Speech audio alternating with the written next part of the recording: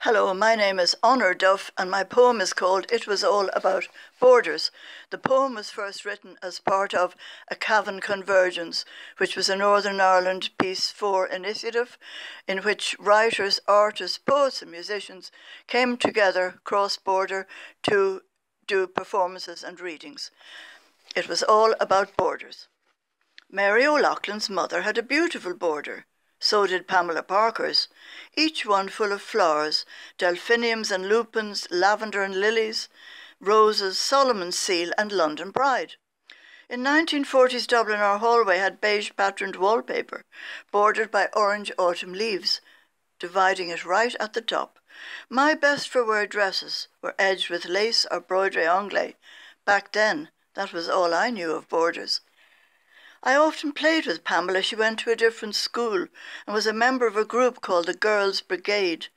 I envied her special hat, the many badges she displayed. Wanted so much to join, but my mother said no. Whenever I fell out with Pamela, the insults started up on either side. Proddy, you've been prodded with a pin, you're bleeding. Catlick, you've been licked by cats, she mimed disgust. I liked our cat's rough tongue, but you had to take offence. Later I heard that my father, a customs and excise officer, had been on border duty in Leitrim in the late 1920s. I imagined him guarding a huge line of flowers, wide as a herbaceous border in the Glasnevin Botanic Gardens. Imagine my disappointment to see a photo of him sitting astride a wooden barrier on an empty road, no blooms in sight at that particular border. They should have dispatched Mrs. O'Loughlin and Mrs. Parker to stage a floral spectacular. Thank you. My name is Garrett Igo, and this is a poem about my father and my childhood memories of him. What shall I say about my father? That I never knew him to be wrong. He always had the answer. His military mind knew the way to go on those long car journeys west, Kilcock, Enfield, Kinnegad. That he kicked with his left foot, was bald in his 20s, had freckles on his forearm, one false tooth, and nice hands. That when we pestered him to tell naughty things he did as a child, we never got beyond his painting a hen green and hiding behind the blackboard while his father taught class. That the road to the west was his songline, and when we crossed the Shannon in Athlone, he loosened up, wound down the window, told us to stick out our tongues and taste the salt from the Atlantic. Another poem about my father. My father was a bomb disposal officer in the Irish Army, and this poem is called Ordnance Officer, in memory of my father.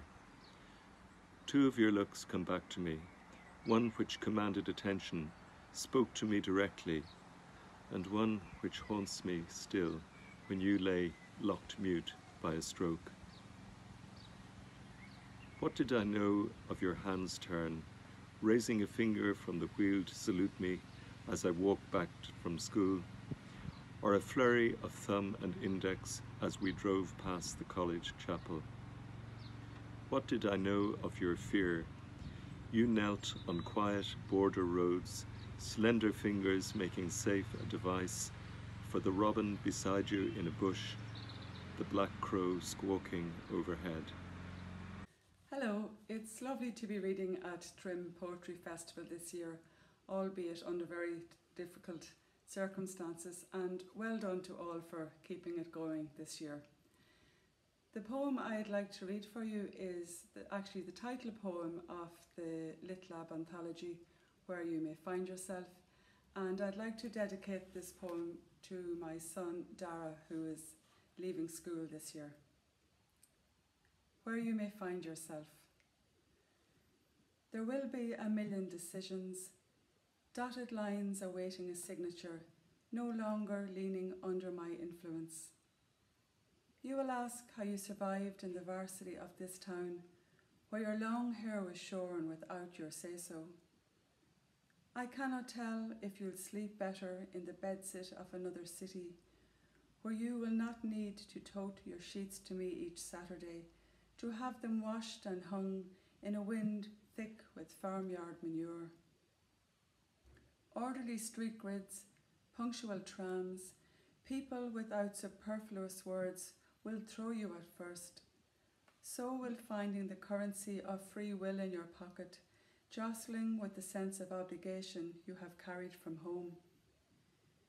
The selfies you send will become less regular. Bridges weighed down by lovelocks will become ordinary as bakeries brimming with bread rolls and chocolate tart. You will decide my appetite for old shop fronts has waned. Pose instead in Uprising Square or where graffiti blooms in the dull suburbs. Sitting on a blue riverbank someday, when all the bells of noon ambush you and a half-remembered Angelus enters your ear, put down your book. See the pull of the current, freight boats, the tiered traffic heading west, how the entire place charges on through this hiatus, then go back to your place on the page. This poem came from my niece Anna's application for a US passport. We studied her mother, my late sister Maureen's US passport for evidence of her time in and out of the US. Travels with my sister. For 6 weeks or so, we've studied stamps on my sister's US passport. Tried to find 5 years, the magic number, so that her daughter too might go and make a life there. I asked my cousin in Dubai, was it August or September 84 when we took Maureen's flat on Cuthbert's Road? She couldn't tell me, but remembers Rana's shouting, Jonesy's shuffling down the corridor. We laugh. Some dates are clear.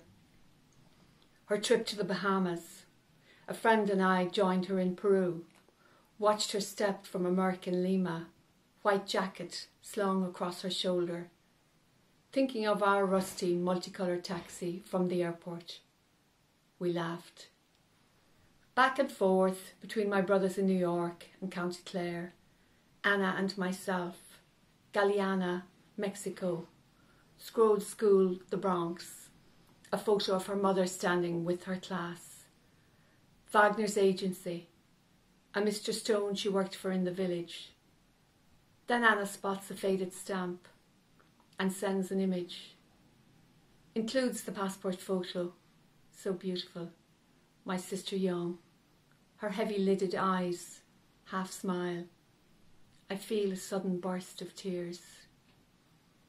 That stamp turns out to be Jamaica, March 89. Mike recalls his trip to Acapulco the same time. We hear about mojitos drunk, too many, a pair of shoes thrown in the air, just one returned, and, in the end, we bring my sister back to London, 1990, and leave her there for now.